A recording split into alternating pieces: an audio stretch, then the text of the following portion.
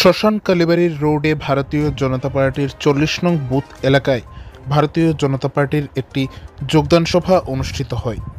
৮ই April সোমবার রাত আনুমানিক ৯টায় এই যোগদান সভাটি অনুষ্ঠিত হয়, যেখানে সিপিআইএম এবং কংগ্রেস দল ছেড়ে ৭ জন ভোটার ভারতীয় জনতা পার্টিতে যোগদান করেন।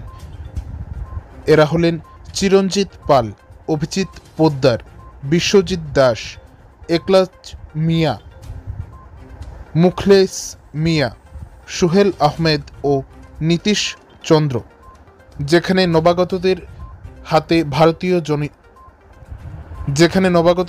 ভারতীয় জনতা পার্টির দলীয় পতাকা দিয়ে তাদের ভারতীয় জনতা পার্টিতে বরণ করে নেন ধর্মনগরের বিধায়ক তথা রাজ্য বিধানসভার অধ্যক্ষ বিশ্ববন্ধু সেন।